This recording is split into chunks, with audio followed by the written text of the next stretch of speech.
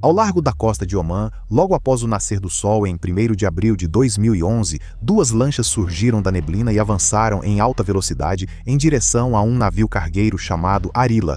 20 minutos depois, os piratas já estavam a bordo, controlando o convés, a ponte de comando e as 37.000 toneladas do navio com tudo dentro. O que faltava era a tripulação.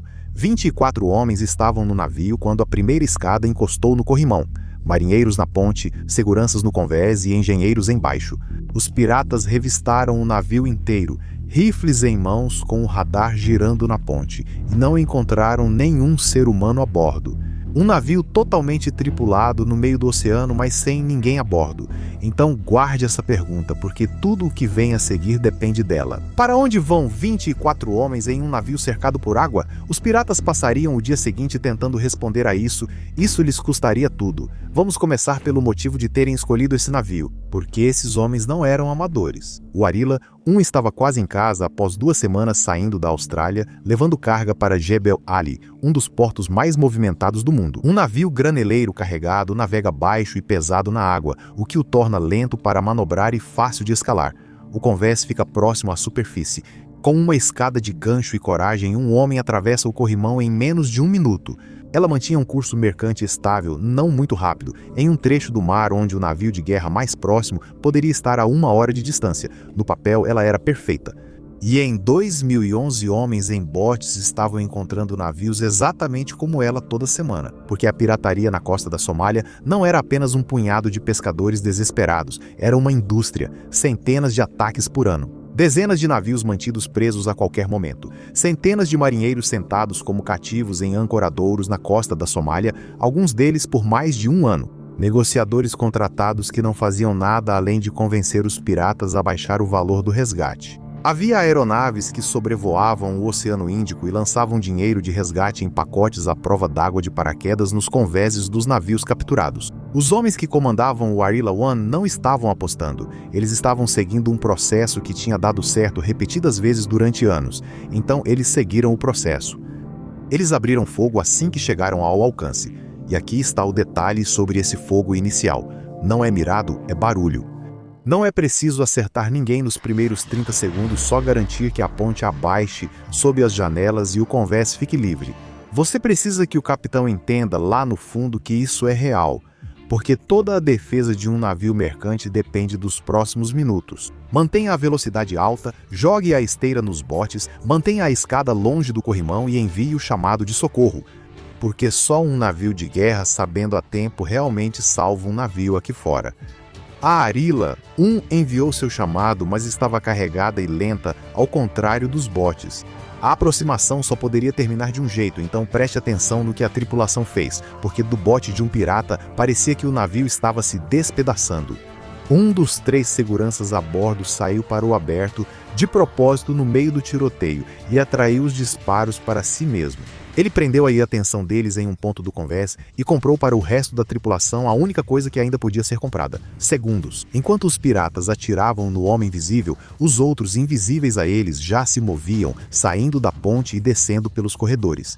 Então o convés ficou silencioso, as escotilhas se fecharam e quando o primeiro pirata se puxou para cima do corrimão em sua vitória fácil, as pessoas pelas quais ele veio já tinham ido embora. Foi assim que ele acabou parado em uma ponte vazia, segurando uma nave cheia de ninguém, fazendo a mesma pergunta que você está fazendo. Para onde eles foram? Eles nunca partiram, eles ainda estavam a bordo. Todos os 24 selados dentro de um único compartimento reforçado e enterrado profundamente no casco.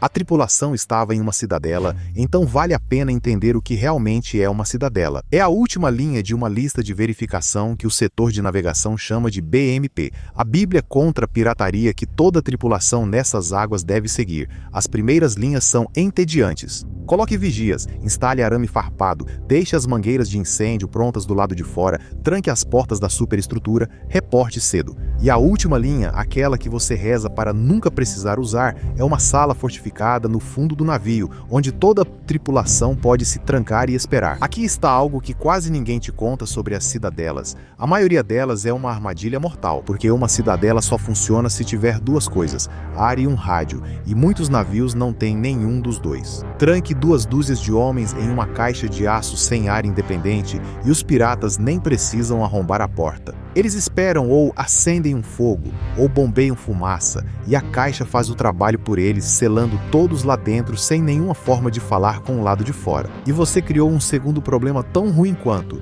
ninguém do lado do resgate pode confirmar se há alguém lá dentro. Nenhuma marinha invade um navio sequestrado por suposições. Só embarcam quando sabem onde está a tripulação, e uma sala isolada sem comunicação não revela nada.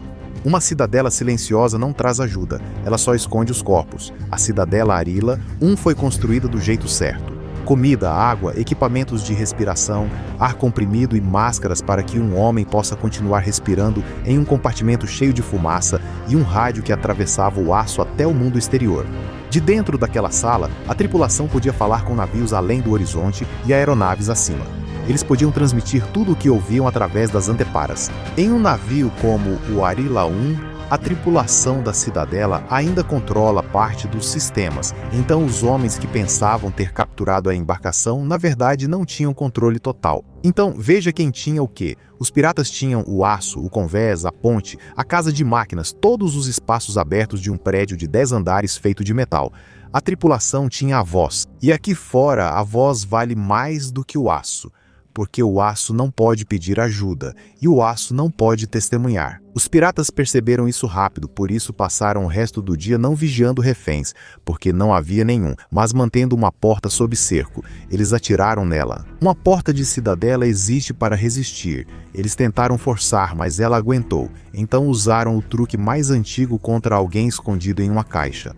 Eles injetaram fumaça no compartimento para contaminar o ar e forçar a tripulação a sair, onde rifles e reféns devolveriam a vantagem a eles. E agora o relógio que importa está correndo, porque em algum lugar dentro daquela fumaça há 24 homens em uma sala de aço selada, e a única coisa entre eles e o convés aberto é o ar que resta naquelas garrafas. Lá dentro, a tripulação vestiu os equipamentos de respiração, conferiu as máscaras e sentou-se no convés aguardando. A porta resistiu. Agora, enquanto esse cerco continua, vamos recuar, porque um segundo relógio começou a contar, e esse é o que os piratas nunca viram. Aquele chamado de socorro inicial foi enviado para uma máquina muito maior do que qualquer navio. O combate moderno à pirataria não é um navio de guerra percebendo um problema e avançando, é uma rede. Centrais de segurança de companhias de navegação, centros regionais de comunicação e forças-tarefa multinacionais existem porque a pirataria nunca foi um problema de um só navio, mas de todas as rotas marítimas. O alerta se espalhou rapidamente por essa rede e chegou exatamente ao governo errado para esses piratas desafiarem, porque os Emirados Árabes Unidos haviam perdido outro navio para piratas naquela mesma semana. Já havia uma conferência contra a pirataria marcada nos Emirados, então o governo não focava só no navio graneleiro sequestrado. Ele estava observando um padrão se formando em tempo real e a pergunta que toda a tripulação de piratas na região estava prestes a fazer em voz alta: sequestrar um navio dos Emirados compensa? A resposta que um governo dá para essa pergunta não diz respeito apenas a uma tripulação. É sobre cada navio sob sua bandeira na próxima década. E as pessoas que acabaram de sequestrar o Arila 1 deram àquele governo o caso mais claro possível para servir de exemplo. Isso foi pirataria em alto mar contra um navio dos Emirados com uma tripulação dos Emirados. Nenhum país anfitrião para pedir permissão. Nenhum refém cuja segurança um negociador precisasse garantir primeiro. A tripulação se retirou do jogo no momento em que aquela porta se fechou.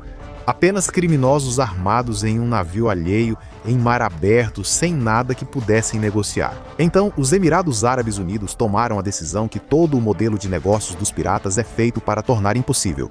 Decidiram retomar o navio à força. Forças especiais antiterrorismo com o apoio da Força Aérea e Defesa Aérea, trabalhando junto com a 5ª Frota dos Estados Unidos que controla aquelas águas. E é aqui que você esperaria que a história ficasse fácil. Navios de guerra se aproximando, aeronaves sobrevoando, a luta mais desigual que se pode imaginar. Uma tripulação de piratas em um cargueiro sequestrado contra uma marinha moderna. Exceto que uma marinha moderna, com tudo isso, não consegue resolver esse problema. Reflita sobre o que está perto daquele buraco. navios de guerra feitos para destruir outros navios de guerra a 60 milhas, mísseis, canhões que disparam projéteis do peso de um homem além do horizonte. E nada disso serve para nada aqui, porque um míssil não pode limpar um corredor. Um canhão naval não pode embarcar uma tripulação. Um contratorpedeiro ao lado de um navio sequestrado está, na única maneira que importa, indefeso, e os piratas sabem disso. Essa impotência é o motivo pelo qual esses impasses se arrastam por meses. Todo esse poder de fogo, encarando um problema que fisicamente não pode tocar porque a resposta nunca viria de uma tela ou do cano de uma arma. Ela viria de homens entrando no aço. Então, os navios de guerra fizeram a única coisa que podiam. Eles fecharam o oceano. Eles cercaram o buraco para que nenhum bote pudesse escapar em busca de reforços, e nenhuma nave-mãe pudesse se aproximar pelo horizonte. Aeronaves mantinham o convés sob uma vigilância constante, sem nunca piscar. E o tempo todo, aquelas vozes calmas continuavam saindo da sala selada, fornecendo à força de resgate um mapa ao vivo de uma nave que os piratas acreditavam ser inteiramente deles. Esse mapa respondia à pergunta que paralisa todo o resto dos resgates. Normalmente, o maior desconhecido é: onde estão as pessoas? Antes de responder a isso, você não pode atirar, embarcar ou se mover. Aqui essa questão foi resolvida antes de qualquer barco tocar a água. A tripulação em um compartimento no fundo do casco, selados vivos no rádio, o que era um péssimo sinal para os homens lá em cima. Se a equipe de resgate soubesse exatamente onde cada alma amiga naquele navio estava, então tudo mais que se movesse no Arila, poderia ser tratado como alvo. Então agora você tem seus 2 relógios correndo. Lá dentro, as garrafas de ar se esgotando contra a fumaça e a porta resistindo. Do lado de fora, o cerco se fechando e a força de assalto se reunindo. Durante a tarde, até a escuridão, os piratas martelavam uma peça de aço que não conseguiam abrir em um navio do qual não podiam sair, em um oceano que silenciosamente se enchia com a resposta para uma pergunta que eles nunca pensaram em fazer. A porta resistiu durante a noite. Ao amanhecer do dia 2 de abril, as equipes de abordagem chegaram e entenderam no que estavam se metendo e no que não estavam. Piratas mantendo um navio capturado não são soldados defendendo uma fortaleza. Não tem treinamento para repelir uma abordagem. Não há campos de tiro. Não há plano para isso porque o plano nunca incluiu isso. Eles eram um pequeno grupo de homens exaustos, espalhados por um labirinto de aço que mal compreendiam. Após um dia e uma noite tentando inutilmente abrir uma porta, estavam prestes a perceber que o prédio que pensavam ter tomado era invadido por profissionais. O ataque veio de cima e da água ao mesmo tempo, e essa simultaneidade é o ponto principal. Um homem pode vigiar uma ameaça.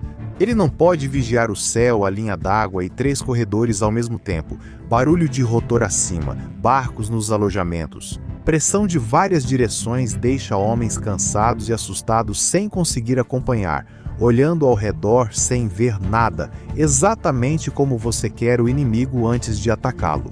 Mas o objetivo nunca foi vencer um tiroteio. Em um navio capturado, um tiroteio é um fracasso mesmo quando você vence, porque aquilo que você veio recuperar, a tripulação, o casco e a carga, é frágil, inflamável e está bem no raio da explosão. Então, o embarque era feito com disciplina, não com agressividade. Cada silhueta é identificado com certeza antes que qualquer dedo aperte o gatilho. Porque em um corredor escuro, um tripulante apavorado e um pirata parecem idênticos no meio segundo que você tem para decidir. Todo o espaço, uma vez limpo, permanece limpo e coberto.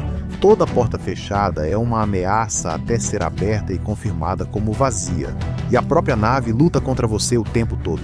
O aço faz o som se espalhar em direções enganosas, então uma rajada de tiros pode estar à sua frente ou 2 andares abaixo. As caixas de escada tornam o combate vertical, então a ameaça pode estar tanto acima da sua cabeça quanto na próxima esquina. Os compartimentos de máquinas rugem tão alto que engolem qualquer grito. As equipes tomaram o convés, depois a ponte, o cérebro da nave. Depois eles avançaram pelos corredores e começaram a fechar o mundo dos piratas.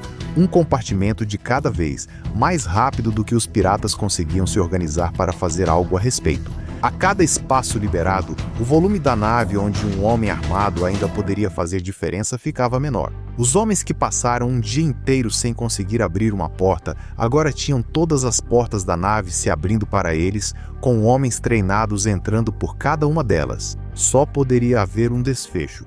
10 deles largaram suas armas e então alguém caminhou até a cidadela e girou a roda da escotilha. 24 homens saíram, todos eles. Os mesmos 21 marinheiros e 3 guardas que estavam naquele convés na manhã anterior, voltando para a luz do dia, piscando, depois de um dia e uma noite inteiros, selados em uma caixa de aço impregnada de fumaça, respirando o ar armazenado, ouvindo tiros contra a porta que os mantinha vivos. A porta resistiu o tempo todo. Todo homem que entrou saiu andando por conta própria, então acabou.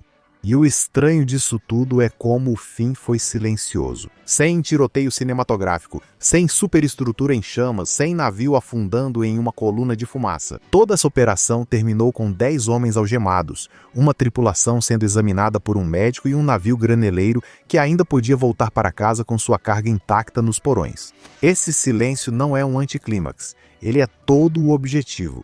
Porque tudo de barulhento que poderia ter acontecido naquele navio era algo que teria matado alguém. O Arila, voltou para Jebel Ali com seus próprios meios. Enquanto isso, os piratas executaram o plano quase perfeitamente. Aproximação rápida e abordagem violenta como previsto. Controle total do convés e da ponte em 20 minutos, precisamente como planejado. Por todas as medidas que usaram o ano inteiro, pela lógica que tinha dado certo para tripulações como a deles dezenas de vezes, eles tinham vencido. Eles tomaram o navio, mas não tinham nada, sem tripulação para resgate, nem como mover o cargueiro cercado por navios de guerra ou sair dali. Quando a porta da cidadela se fechou, nos 10 minutos iniciais do ataque, o sequestro virou uma contagem regressiva silenciosa. E eles passaram um dia e uma noite em cima dela, martelando a única porta do navio que poderia tê-lo salvado, enquanto o oceano ao redor se enchia de navios de guerra que eles não podiam enfrentar nem escapar. 10 homens que subiram aquela escada esperando se aposentar de uma vez foram entregues, algemados aos Emirados Árabes Unidos. Um tribunal federal em Abu Dhabi os condenou à prisão perpétua. Eles pegaram o navio, mas logo não tinham oceano para escapar.